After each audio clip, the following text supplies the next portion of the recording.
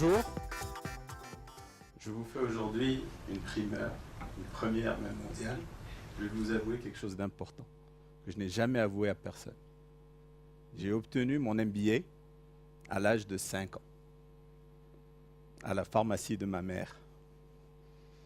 En fait, elle m'a fait travailler dans l'arrière-boutique. Je rangeais les cartons, je rangeais les boîtes de médicaments, mais j'étais toujours attiré par l'avant. Je voyais ce beau comptoir, je voyais ces employés, ces clients qui interagissaient. Et je me disais, c'est vraiment intéressant d'être là-bas. Et elle a senti que j'étais attiré vers cet endroit. Et donc elle m'amène et elle me dit, viens, je vais te mettre un petit marchepied derrière le comptoir. Je te donne une grande boule de boîte d'Aspro. On connaît tous Aspro, c'est pour les maux de tête. Et là, j'ai commencé à apprendre l'interaction humaine, à comprendre les gens et à sentir qui a besoin d'aide, qui a confiance en lui-même. Et j'ai commencé à comprendre qu'après 9 non, on pouvait obtenir un 10e oui. Cette expérience m'a appris énormément de choses, à tel point que je ne le savais pas à cet âge-là, bien sûr. Ça m'a permis plus tard, en tant qu'adolescent, de commencer un petit home business, qui était presque ma première start-up. Mais ma vraie start-up, c'est quand je suis parti faire mes études aux États-Unis, après le bac. Et j'ai commencé un business, encore une fois, avec mes $300 en argent de poche, en prenant des petites commandes, à droite, à gauche, $800, $1000, etc. Nous sommes encore une fois à la fin des années 80. Il n'y a pas Internet, il n'y a pas d'email. Enfin, il y avait ARPANET, mais il n'y avait pas l'Internet avec Netscape, etc., comme on le connaît. Et au bout d'un an, je fais un petit catalogue que j'envoie, mailing, et je reçois un client, un coup de fil d'un client qui me dit « Viens me voir ». Je vais le voir, se pose la question, et il me fait une commande de $100 000. Alors, vous pouvez vous imaginer qu'à l'âge de 19 ans, aux États-Unis, quelqu'un qui à peine est en train de découvrir la culture américaine et qui nécessairement n'a pas toutes les connexions qu'il faut, $100 000, c'est énorme. J'étais heureux, mais d'un autre côté, je me disais, comment je vais financer ça? Une entreprise qui a $300 et qui fait tourner des petites commandes n'a pas de BFR, n'a pas de capital, n'a pas d'investisseur. Et donc, cette expérience que j'ai appris dans cette pharmacie, à l'âge de 5 ans, m'a permis de réunir toutes mes énergies et d'aller vers tous mes fournisseurs à 19 ans et de leur parler avec mon anglais catastrophique à l'époque et d'essayer de les convaincre de me financer. 120 jours, 180 jours. Et j'ai livré cette commande et j'étais tout fier de moi. Mais comme dans toute start-up, si vous l'avez vécu en tant qu'entrepreneur, l'inévitable est arrivé. Je suis tombé sur un gars, c'est ce grand client, qui a décidé de ne pas signer le bon de livraison et de suspendre le règlement. Me voilà aux États-Unis avec des engagements pour presque de $80 000 en train de dire comment je vais faire. Et pendant un peu moins de 6 mois, ce monsieur m'a fait vivre un enfer. On ne dort pas, on ne mange pas, on évite les appels parce qu'on n'a plus de réponses et d'excuses à donner à ses fournisseurs. Et comme par miracle un jour, réorganisation chez ce gros client, et ce monsieur se retrouve affecté ailleurs, et un nouveau monsieur prend son poste, me passe un coup de fil et me dit « Venez, vous allez récupérer votre règlement ». Je vais, j'attends, je sais que je vais récupérer mon chèque. Et dans quelque chose de particulier est arrivé, j'étais assis dans cette salle en train de l'attendre, dans cette salle d'attente, et il y avait un tableau. Et sur ce tableau, il y avait une belle eau turquoise d'une mer, peut-être les Caraïbes, les Bahamas, avec un voilier magnifique. Et ce qu'on voyait, c'est peut-être un mousse, un marin en train de descendre. Un ancre. Et à ce moment-là, je me suis demandé pourquoi il est en train de descendre un ancre. Les eaux sont calmes, il n'y a pas de nuages. Est-ce que c'est important de s'ancrer? Moi, je ne suis pas marin, je n'ai jamais compris ça, je ne savais pas. Et tout d'un coup, j'ai commencé à me rendre compte que cette apparence ne voulait pas dire que les eaux étaient calmes, qu'il y avait des sous-courants. Et donc, je me suis remémorisé un peu toutes ces choses qui m'ont donné la force de parcourir ces 6 mois. Et je me suis retrouvé toujours en train de revenir à cette expérience, de ce comptoir, de ce marchepied, de cette boule remplie d'aspro, et avec la voix de ma mère derrière. Et je me suis rendu compte qu'en fait, c'était ça mon encre. C'était cette chose, cette image, qui me permettait de revenir et de me ressourcer et de continuer de l'avant et d'avoir la force d'avancer, quelles que soient les tempêtes. Les ancres, il y en a de tout type, principalement 2 grands types connus aujourd'hui.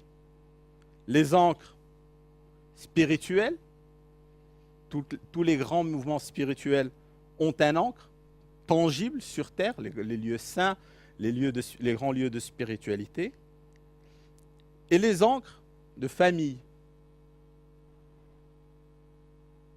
Essayez de challenger quelqu'un sur son ancre religieux, vous aurez des réponses assez virulentes, parce que c'est un lien très fort. Par contre, sur des liens de famille, on ne les connaît pas réellement, on ne s'en rend pas compte. L'exemple le plus flagrant, qu'on a peut-être tous vécu dans les médias sur les 2 dernières années, c'était l'exemple de ce grand champion de golf Tiger Woods, qui depuis l'âge de 2 ans, avait son père avec lui. Et jusqu'au moment où il est en train de battre les plus grands records, en train de battre tous les autres joueurs, mais de manière exceptionnelle, il y avait toujours son père. Son père derrière lui, son père en train de le suivre, son père au clubhouse. Et même quand son père était en train de combattre de manière terminale son cancer, il avait admis en conférence de presse qu'il savait que son père le regardait de l'autre côté des États-Unis en Californie à la télévision. Mais que s'est-il passé? Le jour où le père de Tiger Woods est mort, quelques mois après, Tiger Woods a tout perdu de son ancre.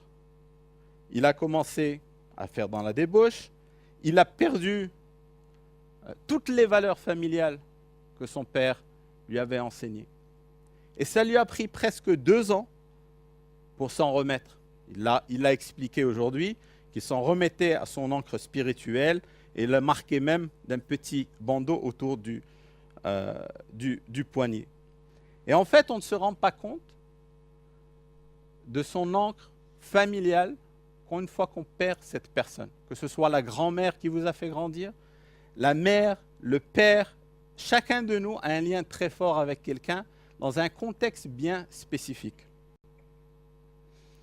Alors, dans mon métier de tous les jours, de capital risqueur, d'abord d'entrepreneur et ensuite de capital risqueur, comment je vois ça dans le contexte d'entrepreneur, de fondateur d'entreprise? La réalité des choses, c'est que, oui, on voit le marché, les produits et tout ça, mais ça, ce n'est pas important. Je passe énormément de temps à essayer de comprendre quelle est l'encre de ce fondateur. Pas qu'il va me la donner, mais est-ce qu'il en est conscient? Parce que, comme l'a expliqué Marc tout à l'heure, on n'est pas conscient de la manière dont on marche, jusqu'au moment où on ne peut plus marcher.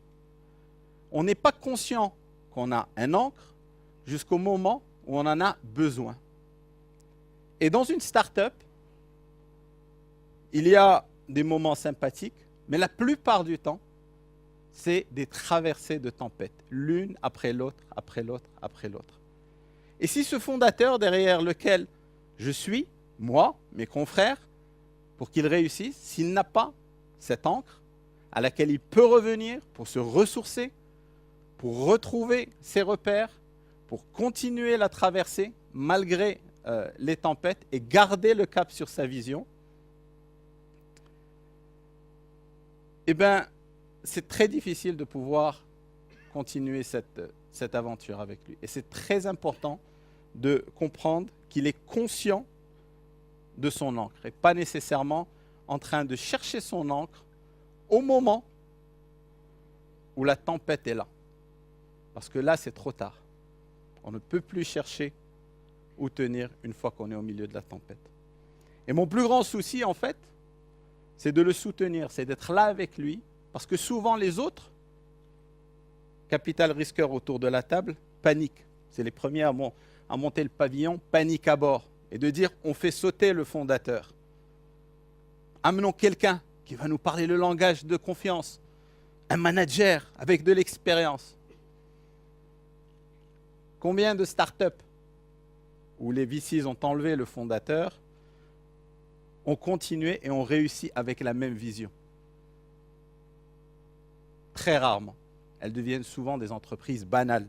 L'exemple le plus flagrant, je n'ai pas besoin de le reciter, mais Steve Jobs à Apple, Scully à Apple, ça n'a rien à voir. Ça n'a rien à voir. La vision n'était pas la même. L'entreprise s'est perdue. Elle est devenue banale. Mais il y avait cette encre vers laquelle il revient tout le temps. Et les fondateurs doivent revenir tout le temps. Je vous invite à repenser individuellement quelle est cette encre qui vous permet de continuer tous les jours, à laquelle vous pouvez revenir. Parce que plus vous en êtes conscient, plus il devient un élément très important de force, d'énergie, qui vous permet de continuer tous les jours, de vous permet de surmonter tous ces éléments-là. Nous le vivons tous les jours en tant qu'entrepreneurs. Ces tempêtes sont très fréquentes et le fait qu'on ait un ancre nous permet de survivre cette tempête. Et en fait, le MBA que j'ai obtenu à l'âge de 5 ans, c'était un Master of Business Anchoring. Merci beaucoup.